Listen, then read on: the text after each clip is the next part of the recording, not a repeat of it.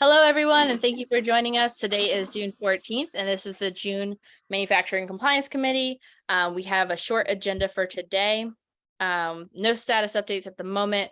The first point of discussion there is that we need to discuss. This is something that came up in the MCC previously, but I do not believe any official enforcement was made for it. But we are running to the issue where a lot of community members are getting new hotspots, they're going to onboard, and makers are running out of data credits for onboarding these new hotspots. Previously, like how the foundation has been handling it is we have just been emailing makers, reminding them that, they need to check the data credits to add more to fund it. One point that had been talked about previously is the MCC enforcing that all records that were added to the onboarding servers, that there would be data credits added to the onboarding, the maker account. So that way, essentially all hotspots that were being sold would have enough funds to be onboarded so that those numbers lined up more accurately. So that's where, Jeremy, if you want to jump us off there, that's the first point. Yeah, there are pros and cons to doing this. The pro is that it sort of forces the makers to acknowledge and be proactive in funding their DC, because now they'll have a control. It says the server will refuse to accept a new onboarding record until there's equivalent DC for it. That's the theory. There are two drawbacks. Is one, makers can go off and make their own onboarding servers. They've done this before. I would give them permission to do that because they technically control their staking keys.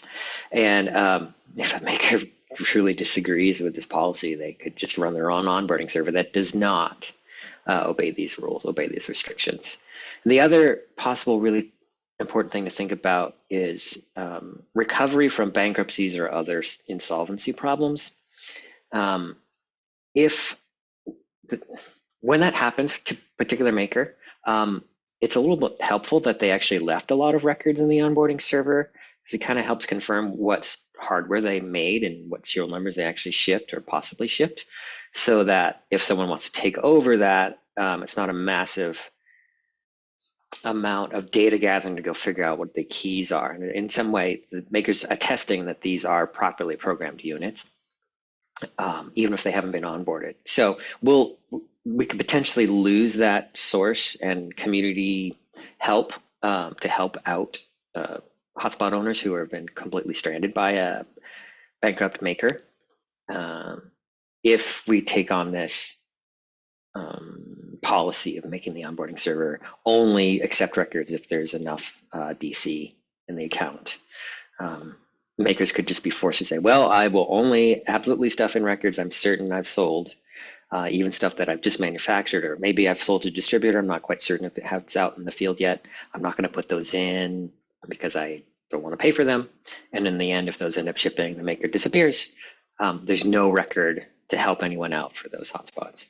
So those are the cons.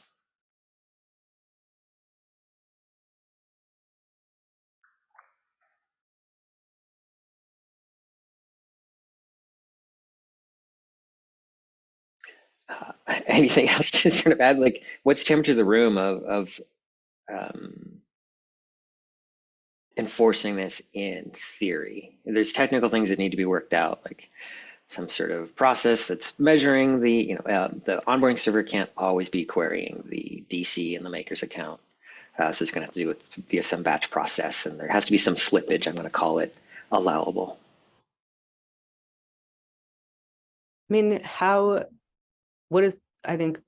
what's the temperature in the room of how bad we think the problem is or could get, right? We're looking at Bobcat. We've worked with CalChip a number of times, and I mean, recently to try to get to top off the DC.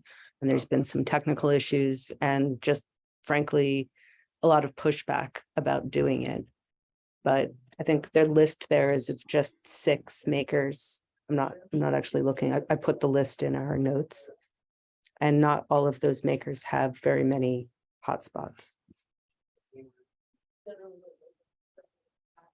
So yeah, if anybody wants data, I could give you an idea how many outstanding records are in the DY server for each of these makers to give you a sense of the scope of what would be required. I think I queried CalChip once, and they would need, I think they still have like 7,000 un-onboarded records in there. And so would you mind just walking us through what would happen to let's just use CalChip as an example. I apologize, it just got loud here. What would happen if we made this change? Yeah, well, first off, we'd have to recognize we made this change. A lot of manufacturers would be overdue, meaning they would have more records in the server than DC in their wallets, almost all of them probably. So we'd have to decide, instantly the code would lock them out from adding any new records if we went straight ahead and did that. I guess we could also make it so that the code would say, well, okay, they got to start deleting records until they're into compliance. And we would need to write a HIP for this. Good question. Yeah, it is a question. Would we need to write a HIP for this, or should a HIP be written for this? I think it is governance, and I think we do need to write a HIP for this. Actually, we've been talking a lot. Does anyone else want to weigh in?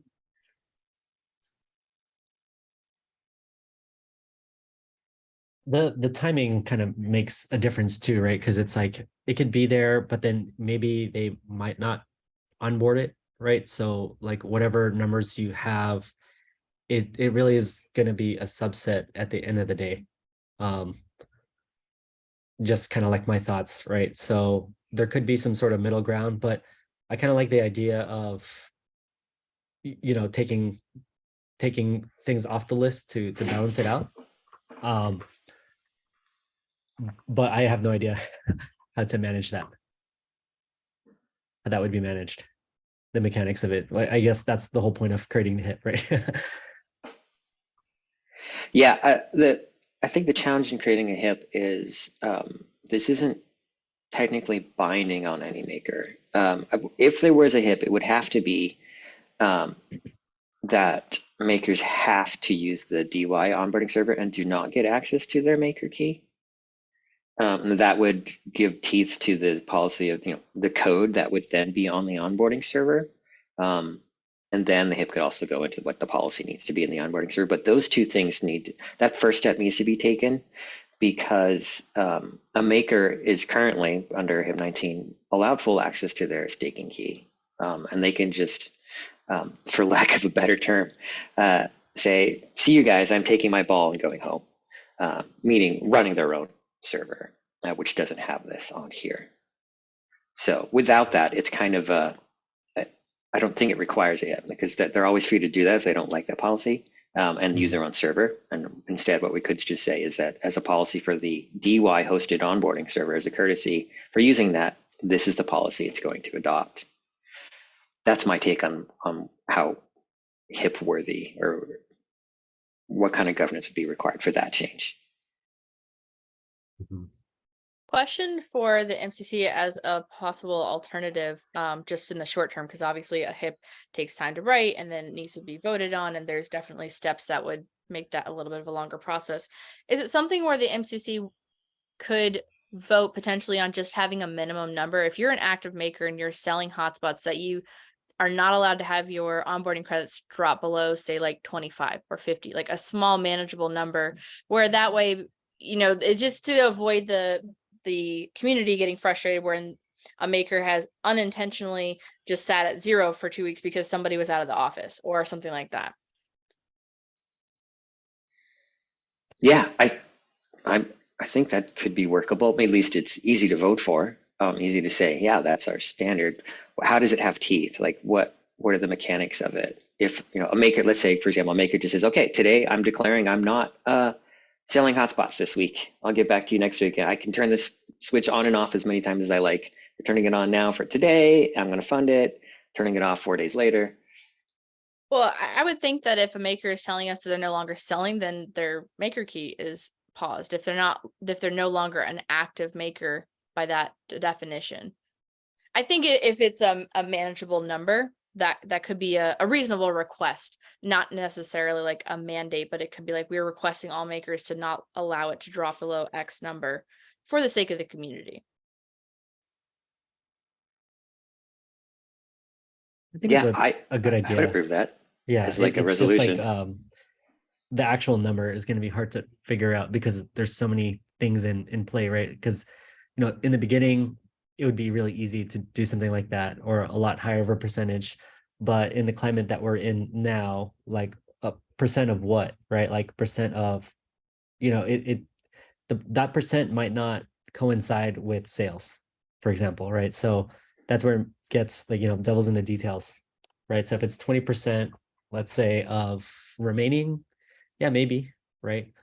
Because like ultimately it's more of like a ensuring that when it gets onboarded, there's not going to be any issues. And then like how significant is that problem? Like how like from a quantity perspective, right? And then trying to balance it out, which is extremely difficult to figure out. But I do like the general idea of a minimum, right? I don't know if it'll be based off of percentage, but some sort of minimum.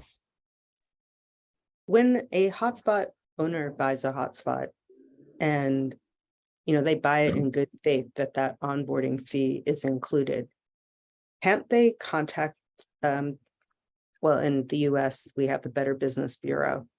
I mean, isn't there a legal, like outside of our community, outside of Helium, isn't there a legal precedent? I would say, yeah, in the civil courts, there's just a general warranty for fitness of purpose thing. Like when you buy something from someone, they're warranting that it will do a certain thing, and it could be argued like, I think an analogy, this is not a great analogy, but it's like if you buy something, I don't know, you buy something that says batteries included, and then the batteries don't come. You might not call the Better Business Bureau over it, but you would certainly call the company and be like, I bought something that, $7 or whatever was supposed to be, the value of $7 was supposed to be a part of my purchase. And I think we are talking about the same type of thing, except we're talking about $50. I agree. That's Or totally $45. the analogy. It works really well. Yeah. And so if hotspot owners are perhaps given a platform, I mean, by platform, I mean, we say, these are the people you are supposed to be calling. Like in the US, it's Better Business Bureau. I don't know who it is in the UK. We could, I think, the community could probably help us put together a list of who customers are supposed to be contacting about essentially like a product that was sold missing a part. Sophie, for example, here in the UK, if I bought from a UK company, I could contact Trading Standards, and Trading Standards, the Better Business Bureau, do have some teeth with a UK company.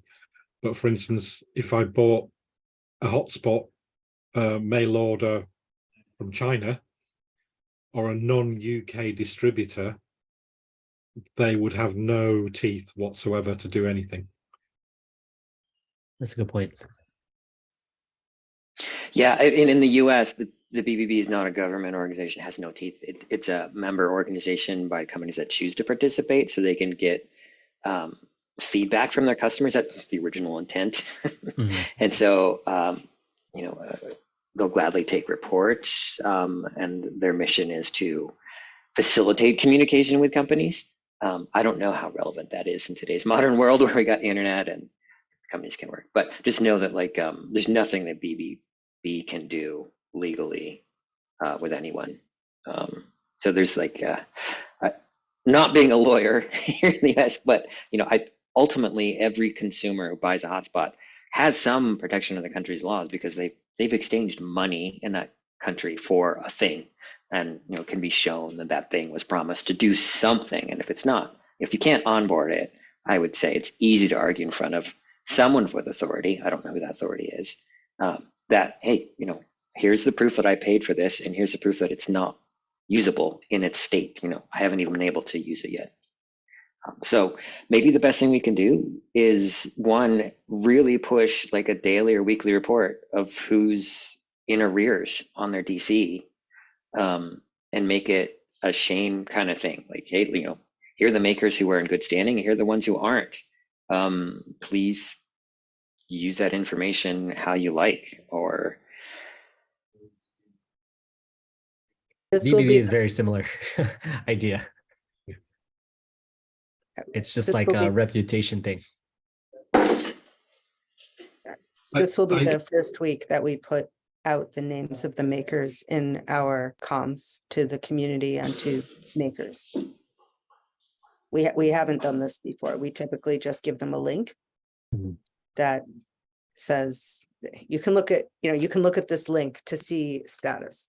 Now we have in our comms that will go out later today or tonight that say these are the 6 or 7 makers. These are the names that have 0 on boards. So if are we is there complaints with people buying Bobcats and they can't onboard it, for example, or I've definitely seen it for CalChip. Mhm. Bobcat's only been out for about 2 days, I believe. So it could be there. I haven't seen any directly, but Yeah. I'd be surprised if there weren't. So I think like that it should be the combination of that, right? So there's the onboard credit, right? And then there's like the willingness too, because some companies might just, they're not seeing sales, so they don't see a need. And then the second that there's a need, then they'll just go and make sure that they're good. Right. So it doesn't necessarily mean that they won't. Some people are in that bucket, and those are the ones that might make sense to highlight, are the ones that are unwilling and also don't have it, right? So that it's if you were to do business moving forward and be like, hey, if you were to do that, then it might not happen. You might not be able to onboard it. How about, so we already have a kind of official policy going, which is, makers do need to communicate on some cadence with the MCC and show that they're Mhm. responsive and at least still working. Mhm. Mhm. Maybe this can be folded into it. Like if we see your DC has not been topped off for a long time, or it's being done piecemeal, Mhm. that it gets decreased very rapidly, and there's not any, like maybe there should be a minimum. You should always have a minimum of 1 onboarding, and if you ever reach Mhm. 0 and you don't fund it, that's kind of a signal that 1, there is a need, and 2, that you're not attending to it. And then that becomes part of our process of like continued abuse of that, or continuing to be in that state is one of the things that we use to automatically disable your staking key for Yeah, I think it's not being a around. great suggestion. Like, and then you can combo it with Christina's, right? So like implement the percentage at that point, and then or the minimums, and then if they go under, then that's when it escalates to some sort of communication to the community. I think this would work and would have Mhm. the kind of the teeth. So rather than Mhm. changing the onboarding server, it would just be part of our process. We measure it, Mhm. and we say you've got to keep a bare minimum of X onboards. It could be something like 10, something. Mhm. Makers who are not active but who haven't been selling anything, Mhm. they can just rest on the fact that they've put in 10 onboards. They know they're not going to get any requests, and they don't have to do much. Makers who do actively sell will know that they need to keep that at 10. Mhm. It can't go below 10 Yeah. for any period of time. And Mhm. And it'll if it promote does, like communication too, right? So then we can see kind of what it is that they're thinking about. So the whole, oh, I'm not we don't anticipate any onboards because we don't have any sales, then that might be a valid reason, right? But yeah, I think I like the 10 idea, right? That way, if you could see it diminish from the 10 and then you still have a little bit of buffer, and then ex- you kind of just keep that as your baseline. exactly. I think Mhm. that's what makes it so magical, is that you have to keep it enough so we can actually see the activity, and that Mhm. helps us check what's actually real. Yeah, I think it's Jeremy, super fair. Would 3 days run rate be, or a minimum of 10 be better? Because for instance, I think Bobcat's average is about 20 a day. So 10 would be half a day. Mm. And as they Yes. onboard less, the Right. run rate would get less. Right. Maybe it would be a minimum Hard of to 10, standardize. whichever's greater, your 2-day run rate or 10. Where'd you get that 20 number? That's from the Dune report. I'll stick. Oh, okay. Is everyone familiar with Dune when we say that? It's the new hip Mhm. thing for data. Mhm. Cool.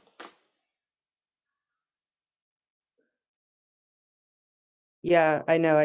Thank you, Christina. That's why, I turned my video off. Because there's not such great service in here. Well, it sounds like maybe we found a solution here, which is just adopting this policy. I mean, I think it's hard to standardize, like if we're saying 10, as Adrian pointed out, that's half a day for Bobcat, it might be a year for Adam. But it's a start. I mean, it's actually, I think, important for us to take some action. Mhm. I mean, I've noticed as well that probably some vendors need the route of getting whatever currency they have into DC is probably long and needs approval for multiple people for some vendors, and could be very short for others. That if they, I mean, for example, USDT to HNT to DC may just be what they're holding in a wallet for some, whereas for others they may need to purchase crypto first and then convert it to HNT and then do something else, which may be multiple people involved, which is why we have these long chains of, for some organizations, it's a very long chain of getting the DC in the wallet. And for some, it seems to be very short. Yeah, I would just say the solution for them hopefully would be, these are businesses. Hopefully they have some amount of like predictive funnel process of like, okay, this is the latency it takes to add funds. Let's say that's 7 days. Let's try to work out in our heads how much, funds we need to process in this batch to make certain that we hit our target threshold of the target balance, right? In some ways, maybe tying it to the onboarding rate last 7 days, average daily onboarding rate over last 7 days times 2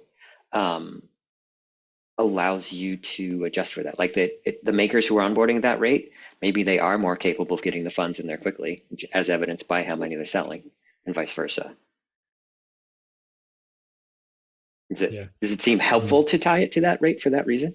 Or are you illustrating a drawback, a potential flaw? It just seems to me that there's some people or some organizations are very quick at topping up, and some need a week from someone saying you're running out to actually topping up, and it's internal processes.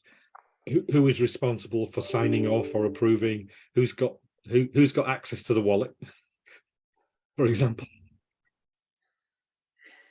Yeah, I agree. They've got challenges to face, but hopefully this would surface them so it becomes part of the process and something they have to pay attention to.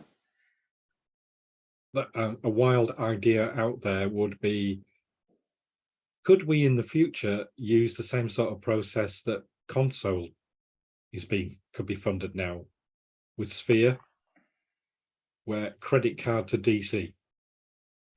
And I know this is probably Yeah, no, suggestion.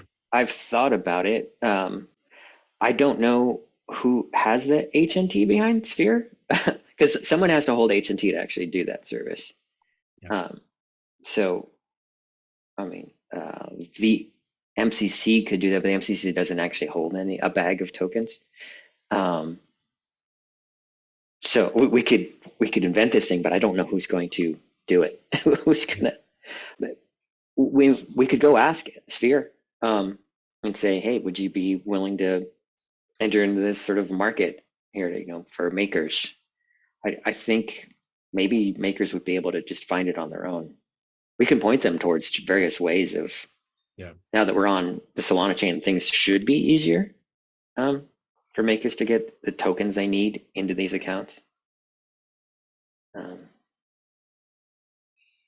I just worry about how much power we have to make it happen. Yeah, agreed. And we also still have makers with apps that aren't working as well too, right? So we're still addressing that from the last meeting. That is clearing itself up. I mean, yes, you are correct. There are still some makers with apps that don't work. I can't remember who it is, but every day it seems like Christina can verify this, that at least 1 or 2 makers pings us about their apps. They're working on it. They're waiting for the iOS store, etc. So I feel like that problem is going to resolve itself. Yeah, I know a few are mostly the iOS ones are waiting for the updates and stuff, and ones that we're from the last meeting. Yeah, correct.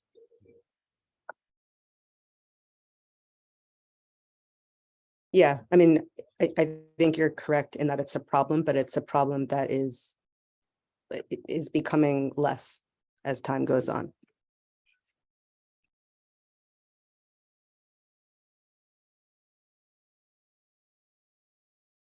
Well, I'm interested in getting something. How's everyone feeling of simply adopting the policy that makers' continued ability to stake, like being officially on chain, is contingent on them, our existing process where they have to respond and show at least once a month that they're responding to communications and we ping them, or whatever that time limit is. Sorry if I've gotten it wrong. And the secondary criteria is just this requirement that it has to be, and we can pick a number to start with. They have to have enough, they have to keep things funded at least 10 onboards. That is an onboard and location assert. Or 2 days worth of average onboarding rate, whichever is greater. And Very we can change in the reasonable future. response. Mhm. So Jeremy, you're saying 10 onboarding, like for devices, like 10 devices? Yeah, so it would be whichever is greater, their average onboard rate over the last 7 days times 2. So 2 days of average onboarding rate, or 10. So it would be 10 at minimum, or their average onboarding rate. So for, let's say Bobcat's onboarding 20 a day, their requirement is they have to keep at 40 onboards or greater. They can't go down below 40 for any significant period of time. If they do and stay in that rate, they're the risk having their staking key removed for inactivity. Yeah, that sounds good, because some of the smaller makers, it'd be like 1 or 2. SansCap, Bobcat would be kind of up there into the 40 kind of thing. Right, and for makers who are paused, who say, look, we've stopped selling, but we might sell in the future, their rate would be 10. Like they have to stick at 10, and they can prove that they're not selling because it never goes below 10 because no one onboards. But the instant their records come in and start decreasing below the 10 minimum for these paused makers, that's evidence that they have sales or some outstanding hotspots they need to service. And so they automatically exit the paused state, and they become active, and they need to maintain in that active state until they fix that onboarding or we deactivate them. So again, the proposal is we adopt a policy saying makers need to maintain a minimum according to the rules we specified there. And if they don't, they're at risk of having all of their onboarding abilities paused, like removed from the staking key list on chain. I think it's a reasonable approach. I think only 3 of us here are actually voting members, so Mhm. I will vote for that as the proposer of that. Yeah, I agree.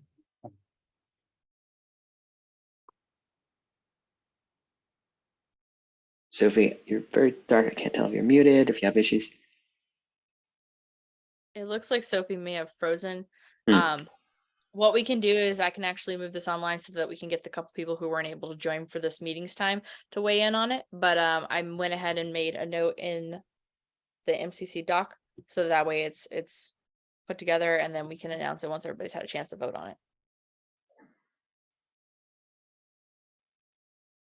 Cool. So I think unless anybody else has any topics that they want to discuss, that's all that was written on the agenda for today. In the interest of like, should we did kind of talk about like publishing these results like on a more, not just having, of course it's available on Dune for anyone to look, but do we still want to commit some time to every week kind of giving the public some view, some active view of what's going on? Am I, do You are guys- back. I'm back. Okay. So there is a plan.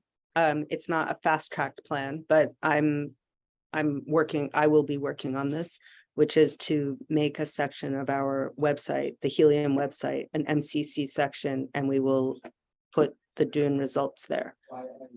That said, I don't know, things could take a long time.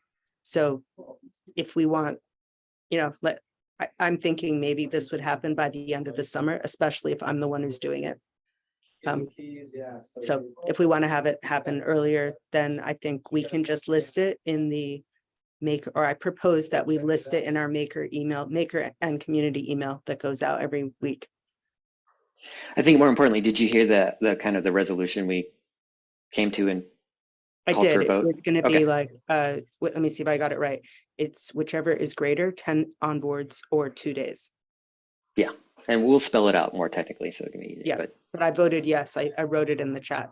Okay, so I think we still need one more official member We do. before it gets officially approved, but cool.